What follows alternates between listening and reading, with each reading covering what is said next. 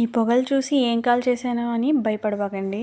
ఏం లేదండి, కర్రీ చేద్దామని కడాయి పెట్టాను, స్టవ్ ఆన్ చేశాను. ఇంతలోకి పెద్ద గొడవే జరుగుతుంది. ఆ గొడవను ఆపే ప్రయత్నంలో స్టవ్ ఆఫ్ చేయకుండా అయితే వెళ్ళిపోయాను. గొడవ ఎవరిదనుకుంటున్నారా?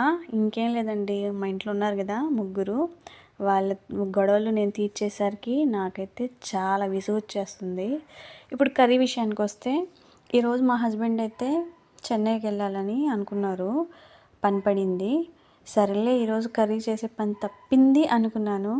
అబ్బా అది అవదమ్మా అని మళ్ళీ నైట్కి వస్తున్నాను కర్రీ చేయన్నారు. ఇంకెందుకులే అని చెప్పి ఈజీగా అయిపోయేలాగా కర్రీ చేస్తున్నాను. ఈ కర్రీకి ఏం పేరు పెట్టాలో నాకైతే తెలియదు, మీరైతే ఏదో ఒక పేరుని కామెంట్లో అయితే పెట్టండి. ఇదైతే ఎప్పుడు నేను వన్ టైం తినాలన్నప్పుడు ఈజీగా అయితే చేసేస్తాను. 3 టమాటాస్ని, ఒక ఆనియన్ని సన్నగా కట్ చేసుకొని పోపు పెట్టేసుకొని వేసేసుకోవాలి. కరివేపాకు కూడా వేసుకోవాలండి. తర్వాత బాగా మగ్గిన తర్వాత దాంట్లో ధనియా పౌడర్, అలాగే కారం, పసుపు, ఉప్పు వేసుకొని అలా బాగా కలుపుకొని కొద్దిగా వాటర్ వేసేసుకొని దాన్ని ఇంకొంచెం సేపు మూత పెట్టేసి బాగా మగ్గనివ్వాలి. ఏం లేదండి, ఇంతే ప్రాసెస్. తర్వాత కొద్దిగా నీళ్ళు వేసుకుంటే మనకు కొద్దిగా కర్రీలా ఉంటుంది. ఆ తర్వాత దాంట్లో మనం ఎగ్స్ని అయితే మనకి ఎన్ని కావాలో అన్ని పగలగొట్టి వేసేయచ్చు.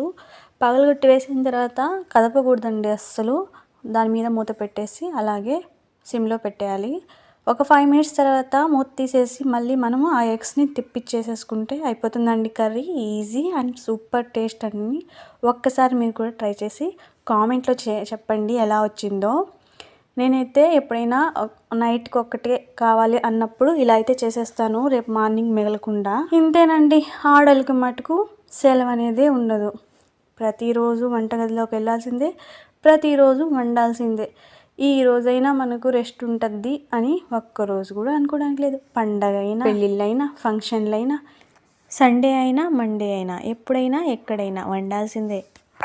సర్లే అండి, ఈ బాధలు ఉండేవే. మీరు నచ్చితే లైక్ చేసి సబ్స్క్రైబ్ చేసుకోవడం మటుకు మర్చిపోకండి.